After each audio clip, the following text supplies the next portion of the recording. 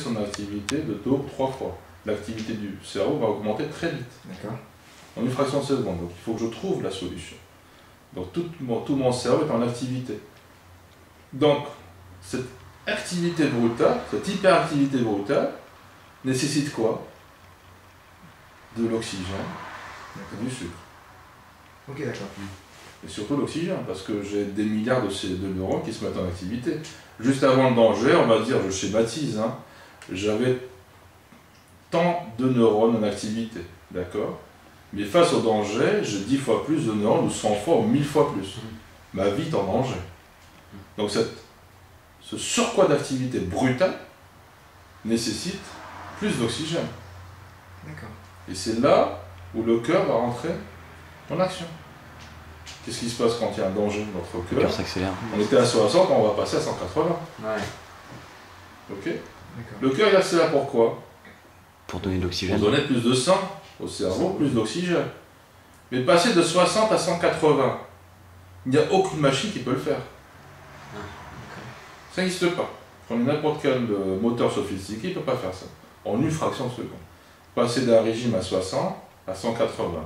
Même les voitures de course ne peuvent pas faire ça. En une fraction de seconde. Alors pour pas qu'il y ait un arrêt cardiaque, qu'est-ce qui se passe? Parce que passer de 60 à 180, mon cœur il peut se mettre en fibrillation. Ok? J'ai besoin de l'adrénaline et la noradrénaline.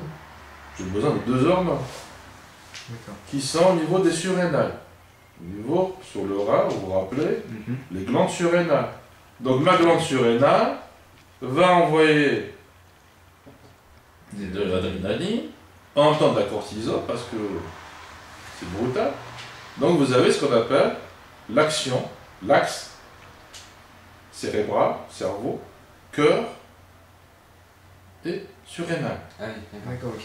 C'est cet axe-là qui est mis en jeu. Donc, le cœur va supporter cette charge parce qu'il a reçu ce qu'il faut comme adrénaline.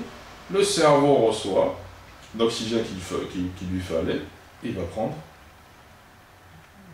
Et là, le réflexe, vous l'avez.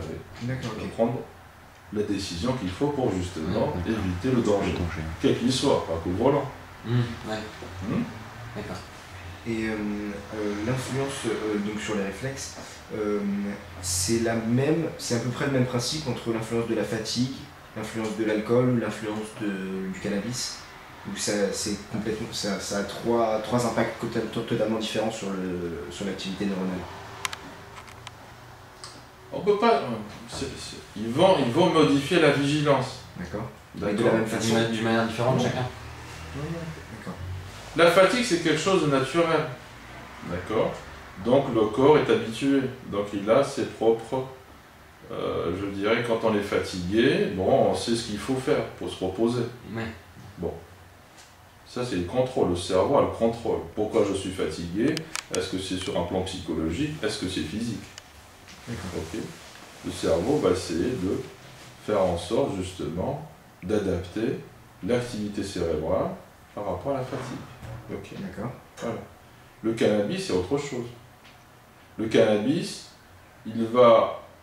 Parce que quand vous êtes fatigué, vous avez envie de dormir. Le cerveau veut se reposer. Mais le cerveau est en contrôle. C'est pas quelque chose d'externe. D'accord. Quand je suis fatigué, j'ai beaucoup de travail, j'ai pas assez dormi, j'ai fait beaucoup de sport. C'est moi qui contrôle. Je suis dans le contrôle. C'est moi qui contrôle. Et c'est moi qui... Le cannabis, non. Le cannabis, c'est une perte de contrôle du cerveau. C'est pas pareil. Et l'alcool, ça... L'alcool, c'est pire. Ouais, d'accord. L'alcool, c'est pire. Vous avez... Ah. J'ai éteint, ah oui, je l'ai éteint. Alors, je voulais vous donner... J'aurais bien voulu... Alors, l'alcool, il ne faut pas en parler en France. C'est un tabou. Alors, l'alcool, une étude récente anglaise, il y a même un congrès sur Paris,